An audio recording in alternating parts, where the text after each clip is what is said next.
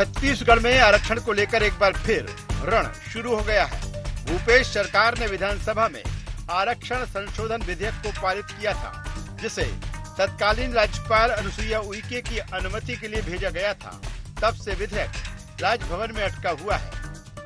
नए राज्यपाल विश्वभूषण से सत्ता पक्ष को बेहद उम्मीद थी कि अब विधेयक को राज्यपाल की हरी झंडी मिल जाएगी, लेकिन नए राज्यपाल से भी सरकार की ये उम्मीद पूरी होती नहीं दिख रही है। राज्यपाल ने इस मामले को राजनीतिक विषय बताते हुए सीएम से बातचीत करने की सलाह दी है।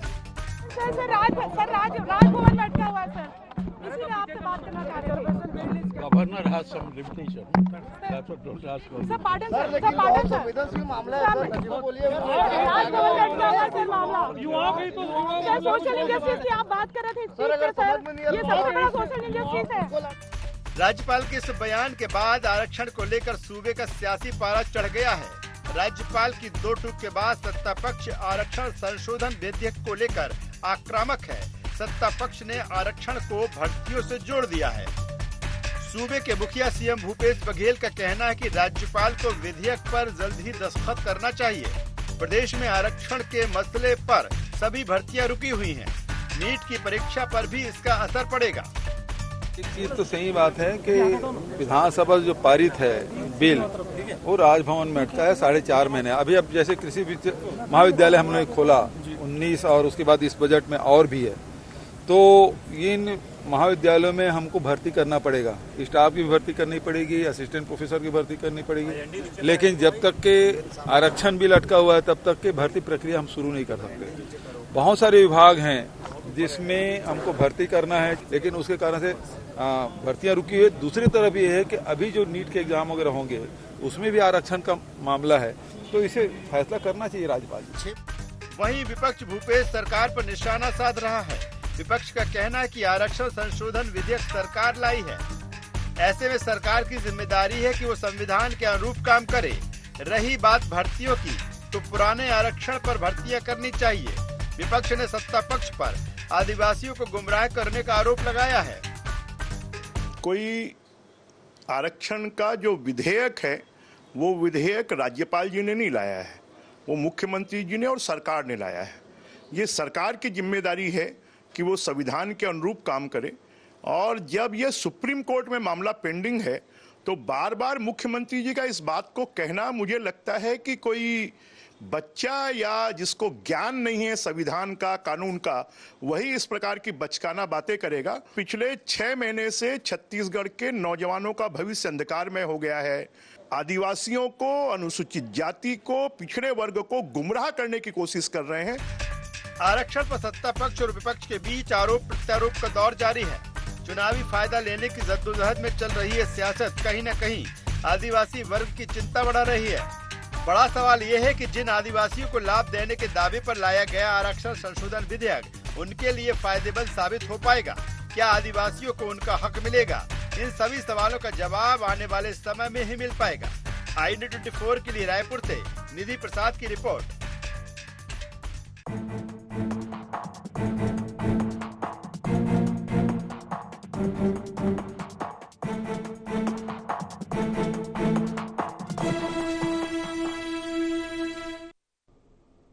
नमस्कार, गोहार छत्तीसगढ़ आरक्षण पर रण में आपका स्वागत है। मैं हूं राजेश सक्सेना। आज इसी मुद्दे पर चर्चा करेंगे, लेकिन उससे पहले देखते हैं गोहार पॉइंट्स। क्या होगा आरक्षण संशोधन विधेयक का फैसला? नए राज्यपाल से पूरी हो पाएगी कांग्रेस की आस। भर्तियों के बहाने कांग्रेस ने खेला इमोशनल कार्ड। और क्या आदिवासियों को मिल पाएगा हक? ये भी बड़ा सवाल। तो ये 4 अहम सवाल हैं आज का जो मुद्दा है गोहार छत्तीसगढ़ में। और कहीं ना कहीं छत्तीसगढ़ में चुनावी बेला पर, चुनावी समर में आरक्षण का मुद्दा एक बार फिर गर्मा गया है। सत्ता पक्ष और विपक्ष आमने सामने हैं। साथ ही राजभवन को लेकर भी तमाम सारी चीजें जिस तरह से सत्ता पक्ष यानी सरकार की तरफ से कही जा रही हैं। पूरा जो मामला है वो गरमाया हुआ है और अपने अपने दावे हैं, अपने अपने वादे हैं और एक दूसरे पर इसको लेकर आरोप प्रत्यारोप भी चल रहे हैं। आज इसी से जुड़े मुद्दे पर बातचीत करेंगे, चर्चा करेंगे। चर्चा शुरू करें उससे पहले अपने मेहमानों से आपका परिचय करा देते हैं, फिर इस चर्चा को हम आगे बढ़ाएंगे। 3 मेहमान इस चर्चा में हमारे साथ में हैं वरिष्ठ पत्रकार और राजनीतिक विश्लेषक डॉक्टर अजय चंद्राकर जी। चंद्राकर जी, स्वागत है आपका। हमारे साथ में हैं धनंजय सिंह ठाकुर जी, कांग्रेस के प्रवक्ता है। धनंजय जी, आपका स्वागत है। और हमारे साथ में है भाजपा के वरिष्ठ नेता प्रवक्ता डॉक्टर विमल चोपड़ा जी। विमल जी, आपका स्वागत है। सबसे पहले धनंजय सिंह ठाकुर जी के पास में आता हूं।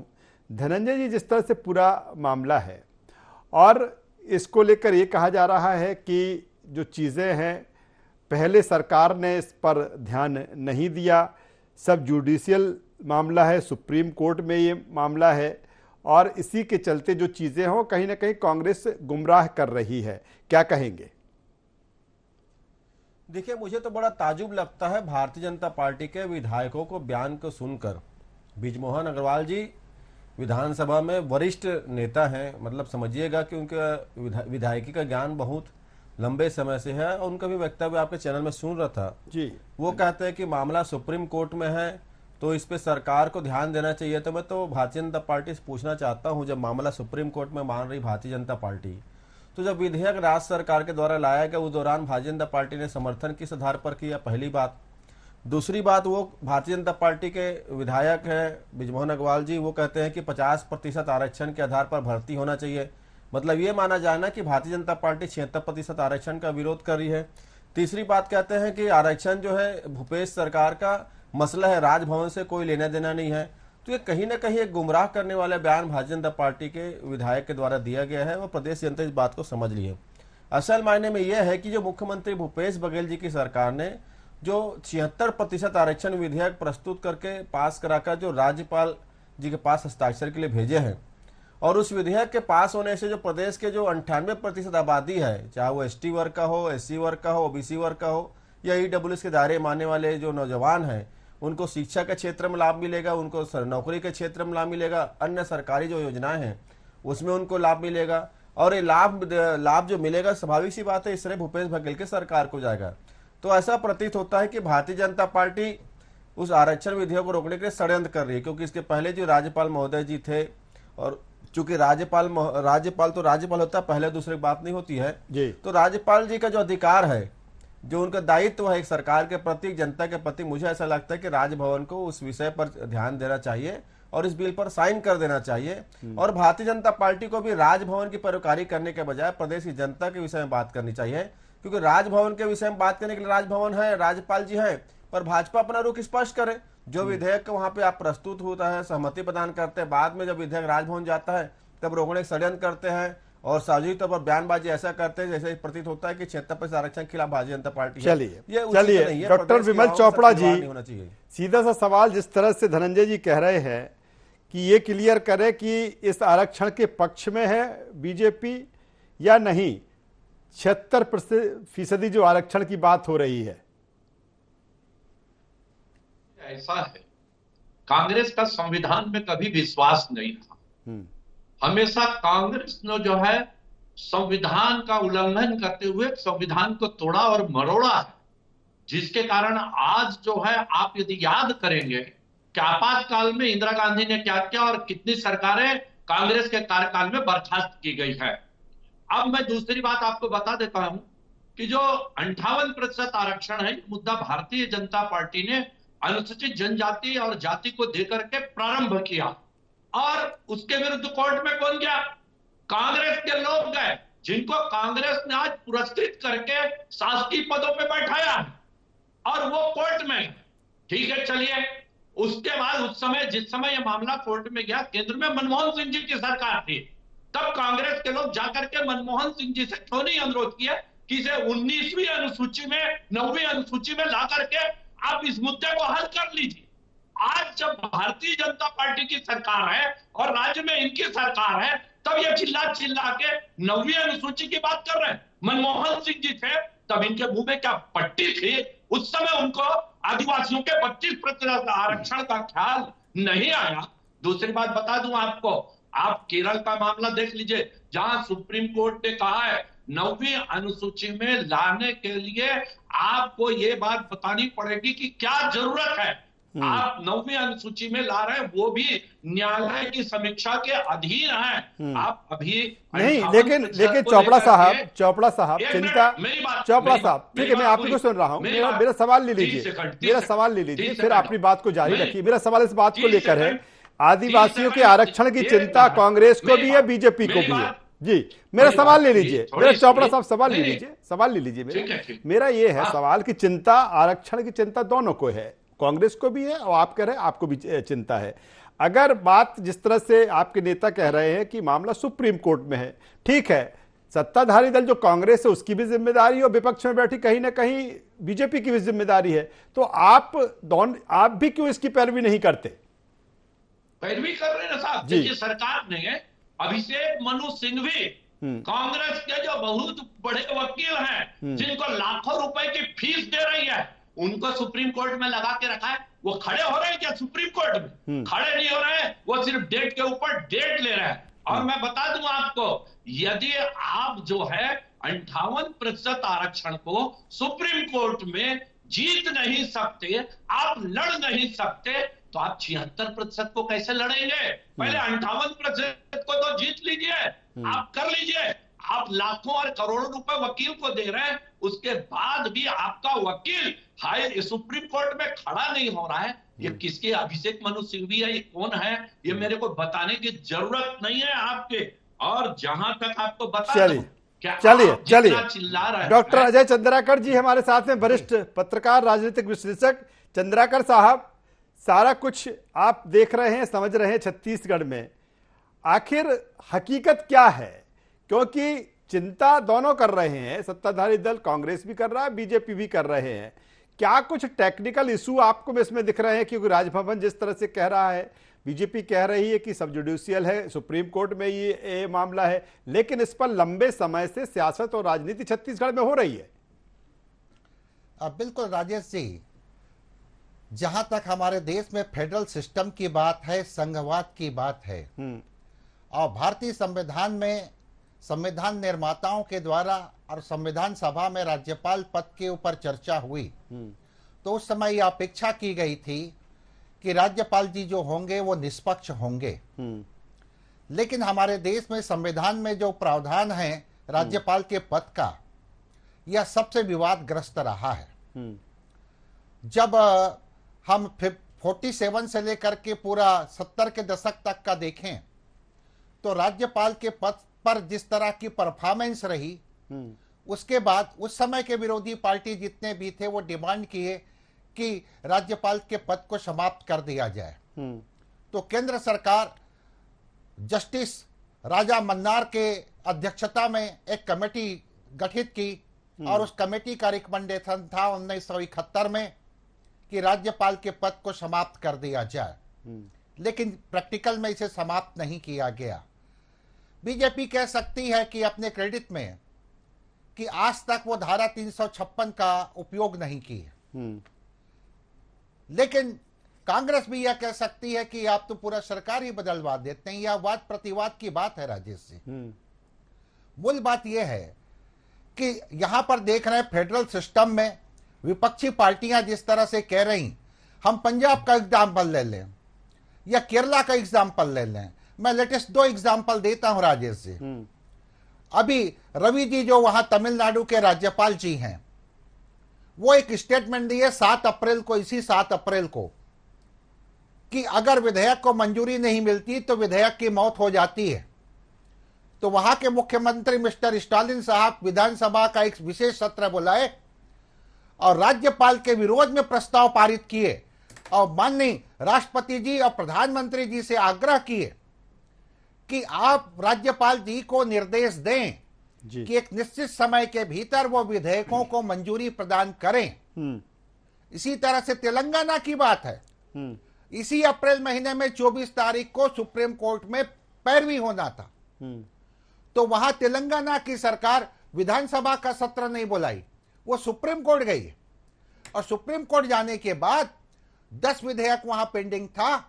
10 विधेयक में 3 को तुरंत वहां के महामहिम मंजूरी दिए, 3 को राष्ट्रपति जी के पास भेजे, 2 के ऊपर कुछ डाटा मांगे और 2 के ऊपर निर्णय लेने के पोजीशन में।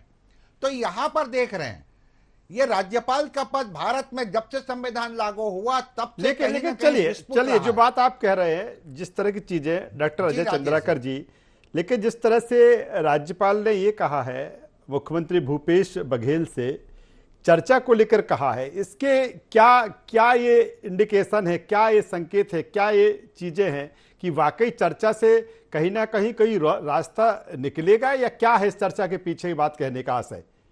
बिल्कुल, ये बहुत ही बढ़िया ऑफर है राजेश जी, महामहिम राज्यपाल जी के द्वारा। संवाद से अच्छा कोई हो ही नहीं सकता पहलू। संवाद करें, वास्तविक कार्यपालिका प्रधान के रूप में मुख्यमंत्री जी और संवैधानिक प्रमुख के रूप में राज्यपाल जी।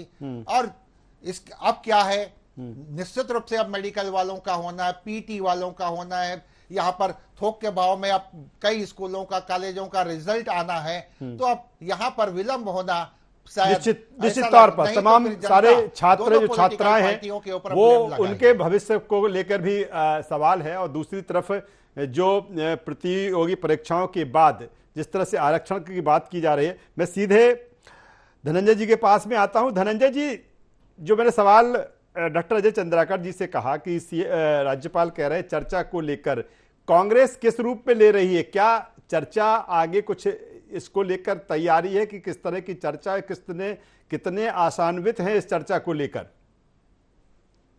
देखिए राजेश जी, निश्चित तौर पर अगर राज्यपाल जी उस विधेयक को लेकर उनको कोई आपत्ति है तो उनको क्वेरी लगाकर सरकार को भेज देना चाहिए और सरकार उस पर फिर चर्चा करेगी और फिर राज्यपाल को इस विधेयक को भेजेगी। अगर राज्यपाल महोदय जी का आशय इस विधेयक से है उनको भेजने का, भेज के चर्चा करने का, तो निश्चित तौर पर कांग्रेस पार्टी उसका स्वागत करती है। क्योंकि प्रदेश की जनता का हित का मामला है और हम तो उसको पहले कह रहे हैं, हमने लगातार कहा कि अगर राज्यपाल जी को विधेयक पर किसी चीजों पर आपत्ति है उनको क्वेरी करके उस विधेयक को सरकार को भेज देना चाहिए। क्योंकि राज्यपाल का अधिकार का मामला है ये, और राज्यपाल चाहे तो उसको राष्ट्रपति महोदय जी के पास भेज सकते हैं। सवाल ये उठता है ना, राज्यपाल इस विधेयक को लेकर अपनी स्थिति तो स्पष्ट करे ना, क्योंकि प्रदेश में जो इस विधेयक के चलते जो युवाओं को शिक्षा के क्षेत्र में, रोजगार के क्षेत्र में, सरकारी योजनाओं में जो आरक्षण का लाभ मिलना चाहिए वो मिल नहीं पा रहा है। तो स्वाभाविक सी बात है, सरकार ने अपना दायित्व का निर्वहन कर लिया, लेकिन सरकार के जो संरक्षक कहलाते हैं राज्यपाल जी, वो लेकिन जिस तरह से डॉक्टर विमल चोपड़ा कह रहे हैं कि टेक्निकली जो चीजें हैं उसी में गुमराह करने की कोशिश की, पहले 58% आरक्षण को लेकर एक क्लियरेंस हो जाए फिर हम 76 की तरफ बढ़े, क्या ये टेक्निकल इशू है?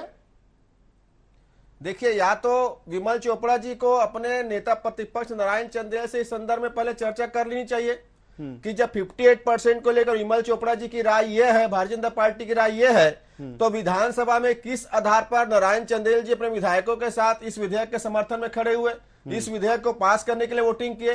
ये दुभाषी बात नहीं होनी चाहिए, डबल गेम नहीं होनी चाहिए, डबल माइंड नहीं उसमें होना चाहिए। स्पष्ट कर लेना, भारतीय जनता पार्टी अपनी राय स्पष्ट करे, वो विपक्ष में उनको अधिकार है। अगर भाजपा मानती है कि विधेयक में कानूनी संविधान कोई दिक्कत है तो फिर नेता प्रतिपक्ष को इनसे पूछना चाहिए पहले कि वो किस आधार पर विधानसभा में उस विधेयक के पक्ष में मत प्रस्तुत किए, उस विधेयक को वोट किया और आज विधेयक पास करवाए। पहले आपस में मिलकर तय कर लेना। हमारा तो स्पष्ट कहना है कि जो विधेयक प्रस्तुत हुआ है वो मजबूत विधेयक है, संविधान जो है उसके आधार पर बनाया गया है। न्यायालय अपना काम करेगा, राजभवन अपना काम करेगा, विधायिका ने अपना काम किया है, तो हम विधायिका हैं तो हम तो अपने काम करके दे दिए हैं। और राजभवन को आपत्ति है तो क्वेरी लगा के सरकार को भेज दे। अगर भाजपा को आपत्ति है तो पहले मिलकर तय कर ले कि इनको इसमें विधेयक को लेकर इनको क्या राय मशविरा तय करनी है। आप दिग्भ्रमित मत करिए, स्पष्ट करिए विधानसभा में। चलिए स्पष्ट करिए डॉक्टर विमल चोपड़ा जी, जब ये विधेयक लाया गया था, विधानसभा में लाया गया था, तो उसमें तो बीजेपी की या विपक्ष में बैठी आपकी जो पार्टी है उसकी भी सहमति थी, फिर ये टेक्निकल इशू बाद में कैसे आ गए? देखिए साहब, दो चीजें समझने की शायद धनंजय सिंह ठाकुर जी को इतना भी ज्ञान नहीं है कि विधानसभा में प्रस्ताव कानून के हिसाब से पास नहीं होता है। विधानसभा में प्रस्ताव जो है सरकार ने लाया, हमने समर्थन किया, लेकिन हाई कोर्ट और सुप्रीम कोर्ट कानून से चलते हैं। मैं दूसरी बात इनसे पूछ लूं कि जिस समय 58% आरक्षण था, कौन व्यक्ति कोर्ट में गया था? क्या भूपेश बघेल जी उनको मना करने गए थे और ये फैसला आने के बाद उनको पुरस्कृत क्यों किया गया? सरकार के किस पद पर उनको रखा गया है, ये स्पष्ट करें। क्या ये मंशा नहीं है आपकी? क्या 58% आरक्षण जिसे भारतीय जनता पार्टी ने दिया था, 25% आरक्षण आदिवासियों को दिया था, वो भारतीय जनता पार्टी ने दिया, इसलिए आपने वहां पर अपने आदमी को हाई कोर्ट में भेजा और उस समय आप 9वीं अनुसूची के लिए क्यों नहीं गए? दूसरी बात मैं बता दूं, धनंजय सिंह जी बोल रहे हैं कि नौकरियां नहीं दी जा रही है, लेकिन आपको बता दो कि महासमुंद में 10 कमार जनजाति के लोगों को कलेक्टर ने और मुख्यमंत्री ने कहा कि हम आपको नियुक्ति देते हैं। किस आधार पर नियुक्ति दे रहे हैं? वो आपका आरक्षण जब चल नहीं रहा है, आप आरक्षण कर नहीं रहे हैं, मान नहीं रहे हैं, तो 10 लोगों को नियुक्ति मुख्यमंत्री कैसे दे रहे हैं? कई जिलों में कमार और भुंजिया जाति के लोगों को जनवरी में नियुक्ति। चोपड़ा साहब, मेरा एक सवाल है, क्योंकि सवाल है जिसकी पैरवी, जिसकी चोपड़ा साहब मेरा एक सवाल है, एक छोटा सा सवाल, चोपड़ा साहब एक छोटा सा सवाल मेरा, ठीक है, आप भी इसके पक्षधर हैं कि आदिवासियों को आरक्षण मिले और कांग्रेस को भी पक्षधर कि आदिवासियों को आरक्षण मिले। जिस तरह का ये पैच फंसा है, ऐसे में अब विपक्ष की यानी कि बीजेपी की भूमिका क्या है? क्योंकि आपको कहीं ना कहीं आपको भी चुनाव जाना है, आपको भी इनका लाभ लेना है। तो आप, ठीक है, आप जो चीजें कह रहे हैं, लेकिन जब आप चुनावी मुहाने पर छत्तीसगढ़ खड़ा हुआ है, अब भूमिका बीजेपी की क्या है? आप चाहते हैं कि आदिवासियों को आरक्षण मिले, अब बीजेपी की क्या चीज? जी बिल्कुल चाहते हैं हम, आदिवासी को पुख्ता आरक्षण होना चाहिए। हाँ। देखिए, जाट आरक्षण हुआ राजस्थान में, मराठा आरक्षण हुआ महाराष्ट्र में, क्या हाल हुआ उसका? ये राजनीति न की जाए आरक्षण के नाम पर कि हमने पास कर दिया, कोर्ट। चलिए, वक्त की कमी, डॉक्टर अजय चंद्राकर साहब से ले लेता हूं प्रतिक्रिया। डॉक्टर अजय चंद्राकर साहब, क्या लगता है आपको, क्या लगता है आपको ये आरक्षण, आदिवासियों का जो आरक्षण है, इसी तरह राजनीति और सियासत में फंस के रह जाएगा? राजा जी, मुझे अवसर दीजिएगा इनका जवाब देने का, चोपड़ा जी का। जी, और वक्त की कमी है, मैं चंद्राकर जी को ले लूं क्योंकि मैं चाहता हूं चंद्राकर जी का भी वर्जन आ जाए। चंद्राकर साहब। बिल्कुल राजेश जी, महामहिम राज्यपाल जी अगर बोले हैं कि संवाद की बात है, डायलॉग की बात है, डायलॉग सेशन की बात है, तो इसका तो स्वागत होना चाहिए। और डायलॉग सेशन के माध्यम से निश्चित रूप से इस विषय के तकनीकी पक्ष के ऊपर, कानूनी पक्ष के ऊपर गहन चर्चा होगी और चर्चा होने के बाद लगता है सर वक्त कम है, कहीं ना कहीं अब चुनावी मोड में छत्तीसगढ़ जा रहा है, और ये कोई आज का मामला नहीं है, लंबे समय से ये मामला लगातार छत्तीसगढ़ में चल रहा है। अब बिल्कुल यहां पर इस आरक्षण में जो संख्या बढ़ाई गई, प्रतिशत बढ़ाई गई है, तो यहां पर आदिवासी तक नहीं देखा जा सकता। 27% ओबीसी आरक्षण की भी बात है राजेश जी। तो यहां पर सभी वर्गों के साथ का हित हो सके, इसके लिए एक शानदार डायलॉग सेशन हो जाए, और महामहिम जी अगर पहल करते हैं, आमंत्रित करते हैं, तो यह तो फ्रूटफुल हो सकता है राजेश जी। चलिए, तो जिस तरह से उम्मीद की जा सकती है, लेकिन जिस तरह की स्थितियां परिस्थितियां छत्तीसगढ़ में इस तरह के आरक्षण को लेकर है, तीनों मेहमानों का मैं यहां पर शुक्रिया करूंगा। तो कुल मिलाकर जो घमासान है, जो आमने सामने है, सत्ता पक्ष विपक्ष आमने सामने हो, कहीं ना कहीं राजभवन के ऊपर जो निगाहें हैं इस आरक्षण को लेकर, इस आरक्षण को बिल को लेकर देखना होगा कि किस तरह की चीजें इस आरक्षण बिल को लेकर छत्तीसगढ़ की राजनीति और सियासत में देखने को मिलती है। गुहार छत्तीसगढ़ में बस इतना ही। INA 24 पर खबरों का सिलसिला लगातार जारी है, अब बने रहिए हमारे साथ। नमस्कार।